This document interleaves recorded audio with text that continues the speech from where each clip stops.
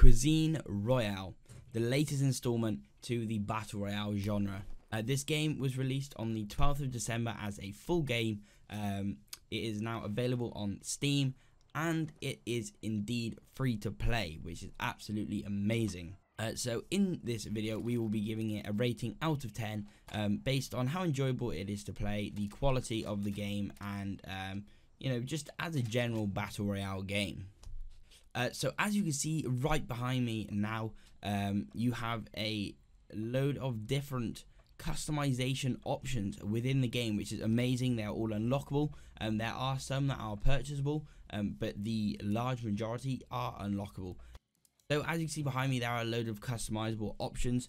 You have clothing such as hats, outfits, masks, mystic signs, which are different abilities in the game to change up the game massively, some including 300% more recoil, which is crazy, and all the outfits do something specific. They all have a perk to themselves, and there are loads of other different options within the customizable section, which is absolutely amazing. There is also a workshop, which you would have also seen as well, which is in theory a battle pass, which again is amazing. It always gives you something to work to, keeps you busy, and it is so good. There is also a leveling system of a general level, which again, it gives you something to progress to, which I believe is very good for a game. So getting into the game, you have the options of a solo, duo, or squads mode.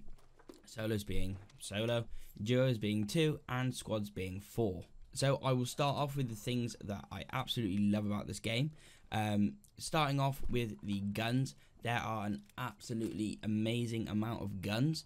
I think within the first 12 hours of me playing this game, I believe I found a new gun every single game. There are a stupid amount of guns in this game, seriously. So you'll find a lot of the guns you will notice from previous Call of Duty titles, such as the MP40, the M1A1, the Thompsons, guns like that are returning, the STG-44. A lot of guns are from the World at War era. It's very like trench, back in time, World War kind of style game, which is something that I really do love. They've put a nice spin on it, which is really good. So as I said, there are an amazing amount of guns. There is a very wide range of guns between submachine guns, assault rifles, LMGs, pistols, and your bolt action sniper rifles. Also, there are some semi-automatic weapons in there as well, which again we have seen in previous shooter games. One thing with this game that I have found is it pushes towards the fun and the trolling side of battle royales, as it brings in a special ability system, which you can unlock within the game. So these special abilities are selected before the game. You get an option to select 3. They all have different meanings. They all do different things. So the way to unlock these in-game is you have to get kills to earn the abilities, and then you can then select the ability that you wish to use in the game. They all have different things that they do. As I said before, some are like 300% recoil, and others are extremely simple, like jump pads, so you walk over them and it will just bounce you or the person who has walked over them away. So they can be very effective, and this brings me to my point that I believe that they're adding this aspect to give it more of an enjoyable, friendly, jokey version of a battle royale, but it works so well, and it's absolutely amazing. So I play the game on PC, and it runs absolutely amazing. You never drop frames. I can stick at 144 frames consistently. It's absolutely amazing. All the settings on high. It is probably the best quality settings I've seen on a battle royale in recent times. They are so good. It runs so smooth, and the attention to detail with the graphics is very good. So one thing I have found is that I'm not sure if it's because the game is early and not very well known as of yet, or if this is how the lobbies are set out. I may have to do some research on this, but when you get into a game of solos or duos, there is only ever 50 people in the game, which kind of confuses me. I would have thought the map is relatively big. I would have thought there would be like 100 or at least like 70 or 80, but we will have to wait and see, because obviously the game has only been out roughly 3 weeks from making this video. So it may be the fact that the servers just aren't full enough yet, or they may be making smaller numbers to be able to get you into a game quicker, because you do get into a game very quickly. Another thing I will add is that it doesn't have the flying in system that almost every single battle royale does have, which I do like. The reason I do like it is because it avoids the well-known saying hot drop. The reason I love this is because it will spread everyone out on the map equally. It will always spawn you at a point of interest, which is extremely good and extremely useful, because you always know that you have guns, you have armor, you have everything you need to go and fight. The only downfall with this system that you don't fly in from a helicopter or a plane or anything like that is that you can't hot drop. People like doing that, and this basically means that you can't just go in, hot drop, and get 10 kills and get out.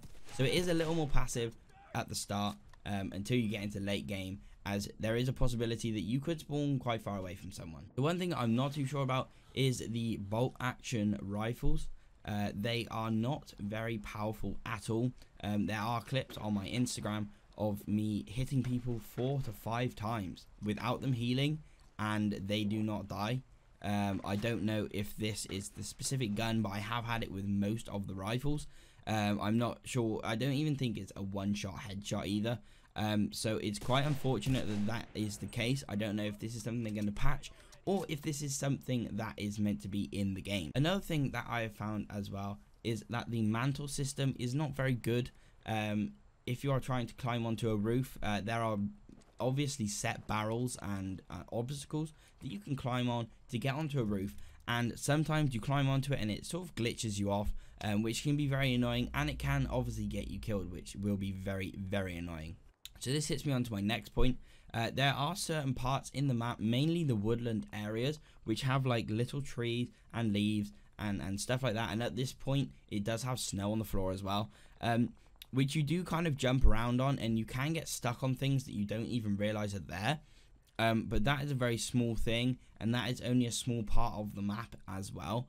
But that can get very, very annoying when maybe you're in the storm, or you're running away from someone, or you're even trying to chase someone, and you get stuck on something on the floor that's not even there.